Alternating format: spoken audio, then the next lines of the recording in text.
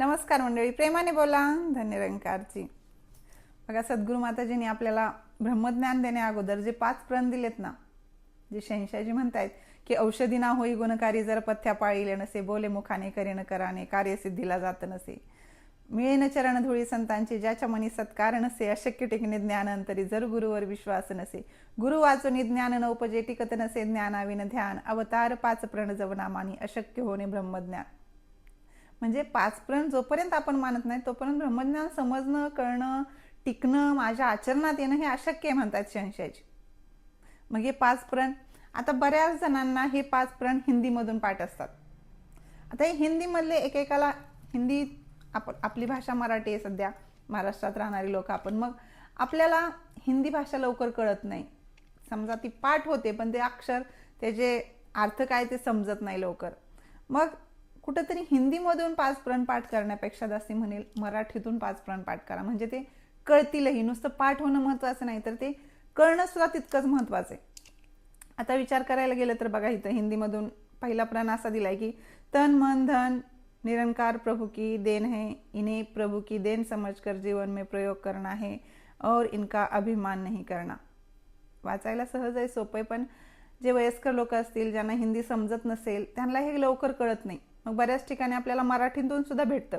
आपण ज्यावेळेस ब्रह्मज्ञान घेण्यासाठी दिल्ली, मुंबई समागम अशा ठिकाणी, मोठ्या ठिकाणी गेलं ना की आपल्याला एक छोटंसं पुस्तक दिलं जातं, निरंकारी मिशनचा तिथं इतिहास असतो त्यामध्ये सगळा.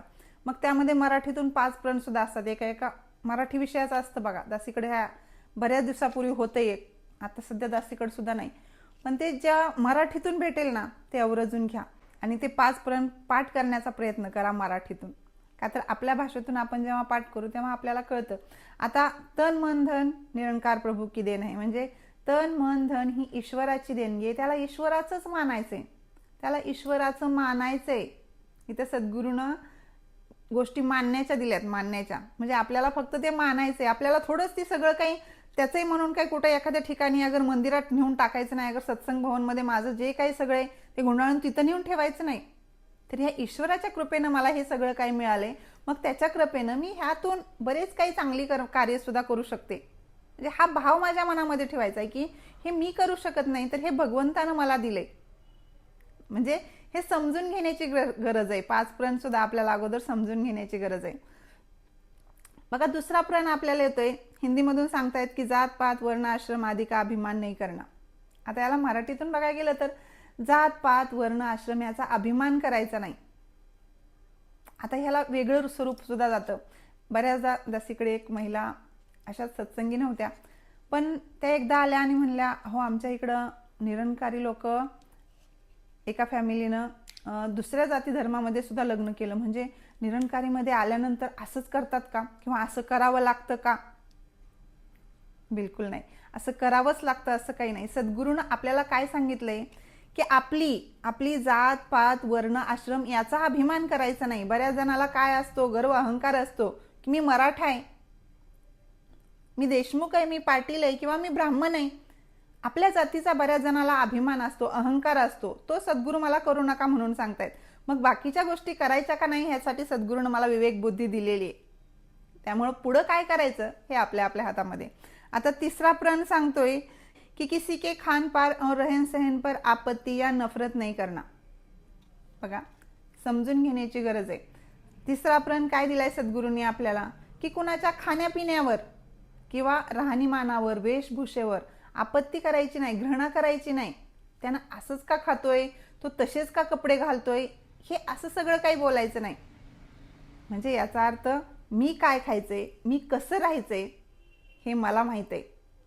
म्हणजे मला विवेक बुद्धी सद्गुरूनं दिली की मला काय करायचंय, मला किती मर्यादापूर्वक. आपला सद्गुरू ज्यावेळेस आपण बघतो किती मर्यादापूर्वक दिसतायत, मग मला सुद्धा सद्गुरूचं बघून शिकायचंय. बऱ्याच गोष्टी मला शिकायच्यात. भले मला कोणावर आपत्ती घृणा करू नका म्हणून सद्गुरूनं सांगितलंय नक्की, पण मी कसं वागायला पाहिजे हे मला कळून सुद्धा जर मी चुकीचं वागत असेल तर. आता बरेच जणांचे प्रश्न असतात की मग इथं मांसाहार करायला जमतो का? सद्गुरूनं इथं खा म्हणून सांगितलेलं नाही. सद्गुरूनं इथं सांगितलंय की आपत्ती नाही करणार, तिरस्कार करू नका कोणाच्या खाण्यापिण्याचा. काही काही ठिकाणी अशी अवस्था असते तिथं त्यांना फक्त तेच मिळतं. खाणं चांगलं की नाही प्रत्येकाला माहिती आहे. प्रत्येक संतांनी या अगोदर ते केलं का? का केलं नसेल? कुठंतरी काय त्याला वैज्ञानिक सुद्धा कारण असतं, प्रत्येक गोष्टीला कारण असतं. पण आता इथं सद्गुरूचा आपल्याला विरोध नाही, सद्गुरू आपल्याला बंधनातून मुक्त करतायत. एक गीतकार सुद्धा सांगतो, सोडविले तरी मी बंधनात आहे, परी गुरु माऊली ग तुझी साथ आहे. बऱ्याच बंधनातून सद्गुरूनं मला सोडवलंय, पण बरीच बंधनं घातलीत सुद्धा, ती न सांगतायत. म्हणजे सद्गुरूनं ती बंधनं मला सांगितली नाहीत, पण ती मला पाळावी लागतायत. इथं आल्यानंतर सद्गुरूनं मला बरंच काही शिकवलंय. आता चौथा प्रण सांगतोय हिंदीमधून, चौथा प्रण कि गृहस्थ में रहना है, वेशधारी साधु संत फकीर बनकर समाज पर बोझ नहीं बनना. आता याचा मराठीतून अर्थ घेतला तर दासीनं मराठीतून हे 5 प्रण पाठ केले होते, ते मराठीतलं पुस्तक होतं त्यामुळं त्याच्यातले.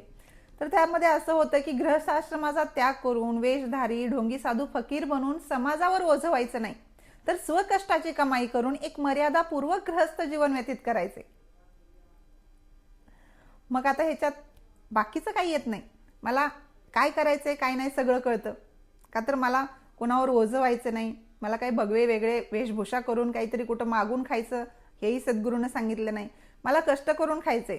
ब्रह्मज्ञान मिळालं म्हणजे दे रे हरी आणि पलंगावरी असं बिलकुल नाही, इथं मला सद्गुरू समजून सांगण्याचा प्रयत्न करतायत.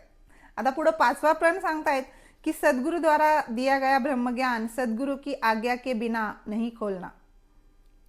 म्हणजे मग सद्गुरूकडून प्राप्त झालेलं ब्रह्मज्ञान सद्गुरूच्या आज्ञेशिवाय दुसऱ्यांना सांगायचं नाही किंवा द्यायचं नाही असं म्हणतायत. म्हणजे आपल्याकडे जे ज्ञानप्रचारक महात्मा असतात त्यांना ती अनुमती असते, बाकी सगळ्यांना नाही. का? की सोनारा सवे बसून एक दिन अलंकार ना घडवू शके, योग्य चाहला कितीही शिष्य शिक्षक तो म्हणू न शके. आजही जो विद्यार्थी आहे शिक्षक तो होईल कसा, परिपूर्ण होता विद्यार्थी विद्यादान करी शेषा. ब्रह्मज्ञान जे उघड करी तो ज्ञान आपुले हटवू नको, अवतार म्हणे रे पंचम प्रण हा गुरु आज्ञेविन खोलू नको. म्हणजे शहंशाजी सांगतायत की हा 5वा म्हणजे 5वा प्रण असा सांगतायत की हे ब्रह्मज्ञान आपण गुरुच्या आज्ञेशिवाय दुसऱ्याला प्रदान करू शकत नाही. का तर आपल्याला स्वतःला भले वाटत असेल की मी खूप हुशार आहे, मला खूप पटकन समजले, मी आता हे ब्रह्मज्ञान सगळ्यासमोर उघड करू शकतो, माझ्यामध्ये तेवढी कला आहे की तेवढं स्पष्टीकरण मी देऊन सांगू शकतो, पण ते सद्गुरूच्या अनुमतीशिवाय मला ते उघड करता येणार नाही असं 5व्या प्रणामध्ये सांगितलंय.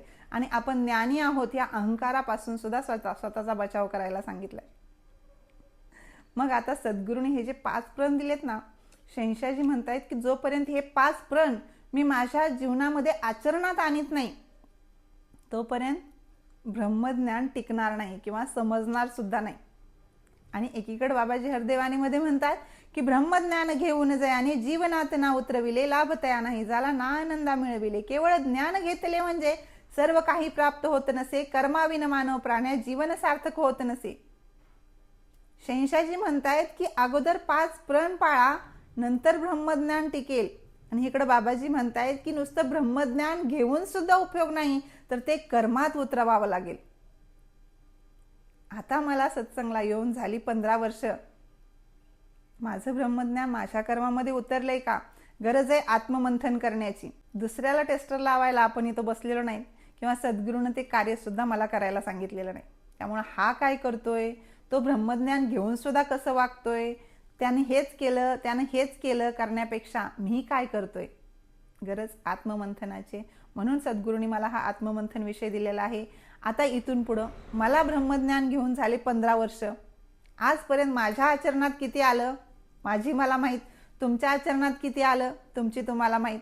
पण निदान आता इथून पुढं तरी ज्या माझ्याकडून आजपर्यंत चुका होत होत्या त्या तरी चुकान किमान होऊ नयेत.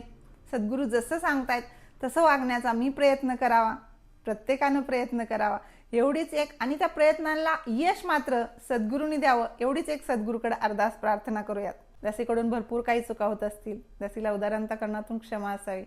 सद्गुरूंचा आशीर्वाद तर आपण जेव्हा सत्संगला आलो, ब्रह्मज्ञान घेतलं तेव्हापासून आपल्यासोबत आहे. पण आता गरज आहे दासीला तुमच्या सुद्धा आशीर्वादाची, का तर दासीची तब्येत वारंवार खराब असते. दासीला आशीर्वाद द्या की दासी तनानं तंदुरुस्त व्हावी आणि सेवा सत्संग नामस्मरण शेवटच्या श्वासापर्यंत घडावं. दासीकडून तरी काही चुकलं असत, अगर चुकत असेल तरी उदाहरणताकरणाने क्षमा असावी. दासीचे व्हिडिओ जर तुम्हाला आवडत असतील तर आपल्या इतर सत्संगी बांधवांपर्यंत सुद्धा पोहोचवायला विसरत जाऊ नका. व्हिडिओला लाईक करायला विसरत जाऊ नका, हाईप करायला विसरत जाऊ नका. अजूनही कोणी चॅनलला सबस्क्राईब केलेलं नसेल तर सबस्क्राईबही करून घ्या. एक आनंदाची बातमी म्हणजे आपल्या या महाराष्ट्राची निरंकारी लेख ह्या यूट्यूब चॅनलचं पहिलं पेमेंटसुद्धा आलेलं आहे आणि त्या पहिल्या पेमेंटमधून आपण सत्संगसाठीच दरेची सेवा करणार आहेत. हे पेमेंट, ही माया आपल्या सगळ्यांची मिळू नये, त्यामुळे ही सेवासुद्धा सत्संगमध्ये आपल्या सगळ्यांची असेल, जी सद्गुरूंनी आशीर्वाद द्यावा आणि आपल्या सगळ्यांना आनंदात सुखासमाधानात ठेवावं.